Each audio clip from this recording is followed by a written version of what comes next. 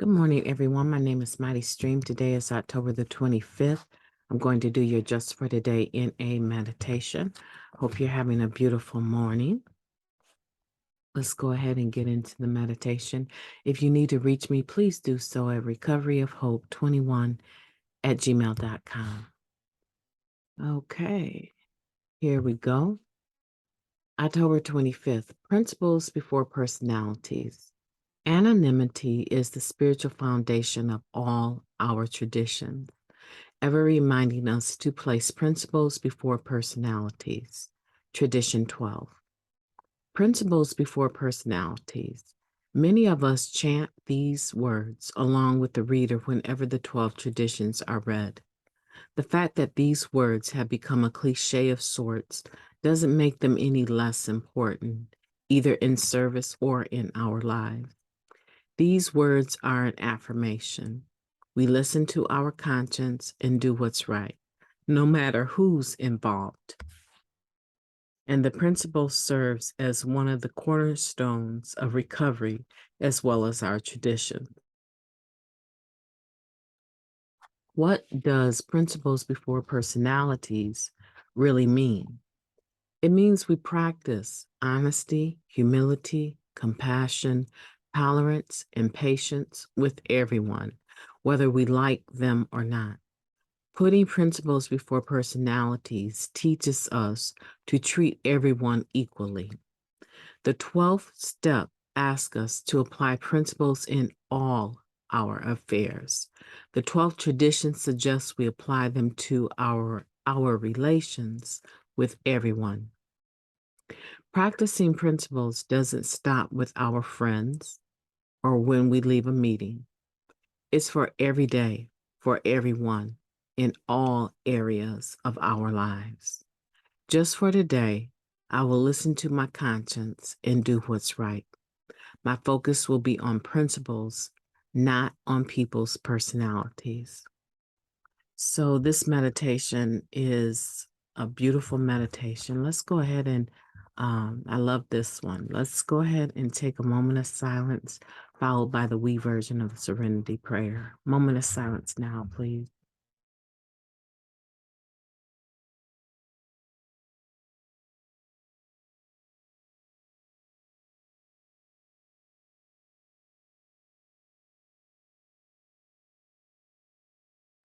God, grant us the serenity to accept the things we cannot change, the courage to change the things that we can, and the wisdom to know the difference. Just for today, please and thank you.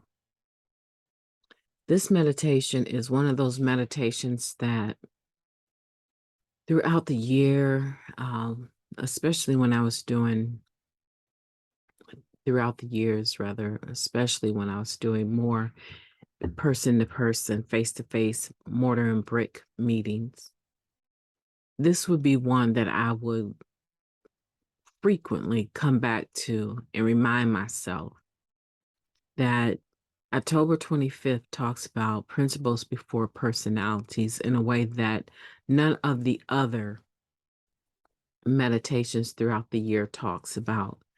To me, in my opinion, this is in my top two. Seriously, this is in my top two. And I always remember that this particular meditation, October 25th, when someone or myself is struggling with a personality and having a hard time putting principles before it, especially love and forgiveness and tolerance, this is one that I point to as a good one to read. Because what this talks about is not just being able to apply this principles before personalities, which is part of our tradition 12, right? It talks about the anonymity is the spiritual foundation of all of our traditions, ever reminding us to place principles before personality. So anonymity is not just my first name and my last initial. It's not just being able to come in and not be identified where I work. is not just that.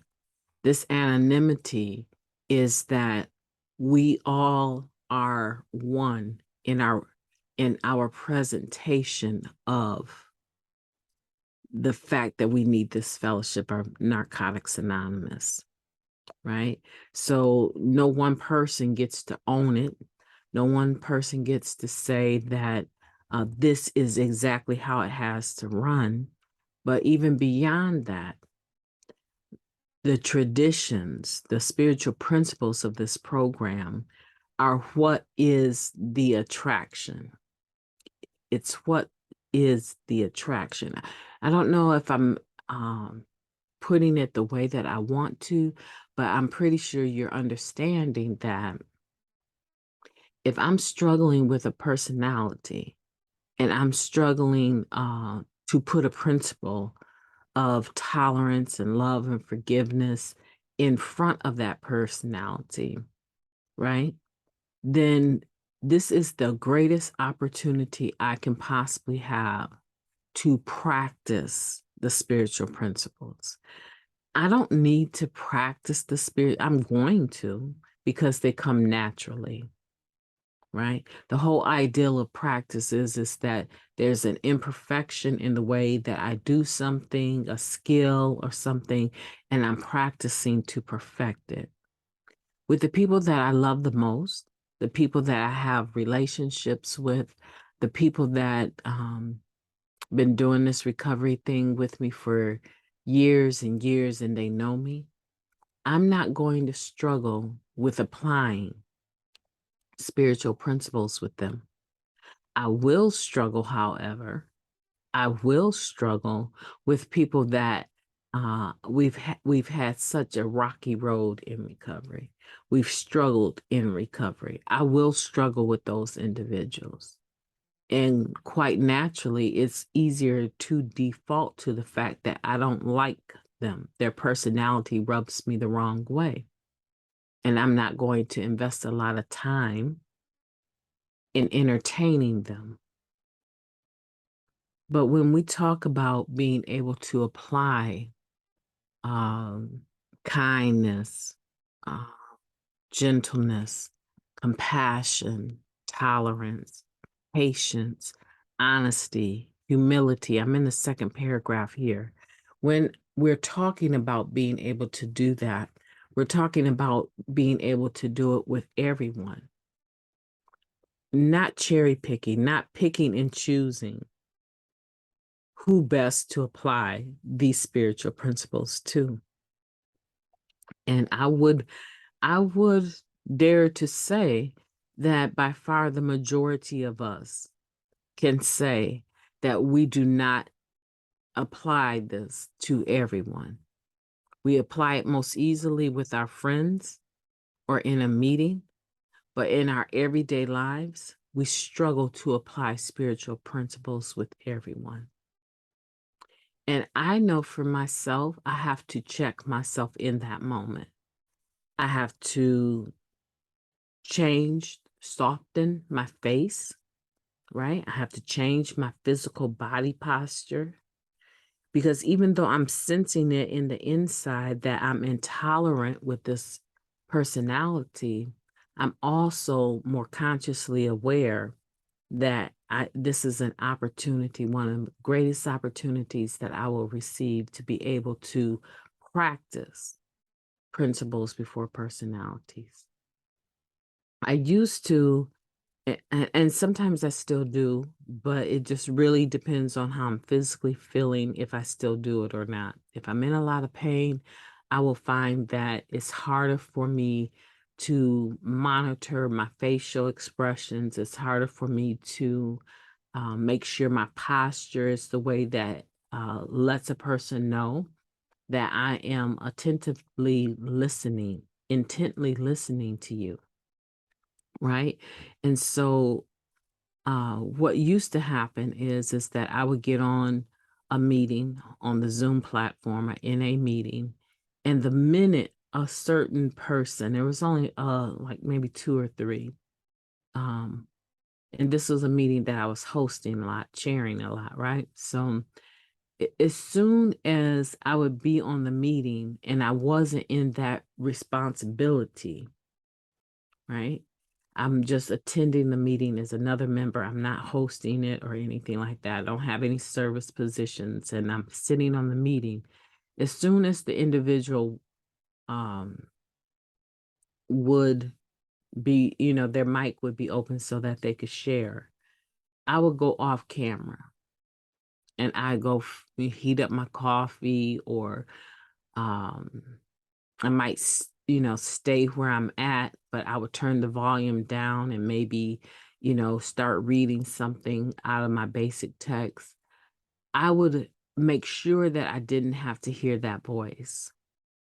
And a lot of times it was because the way that they would share about women was very offensive, and whoever was hosting was not maintaining an atmosphere of recovery for, for that particular meeting. And so I would take care of myself. I would do what I needed to do. And then I noticed that I would start doing it with other people. And so now something that I was just using with one particular person, I'm starting to make it a habit that if there's someone that I don't care for, that I don't listen to them at all. And I noticed that. And I was like, no, that's not being tolerant.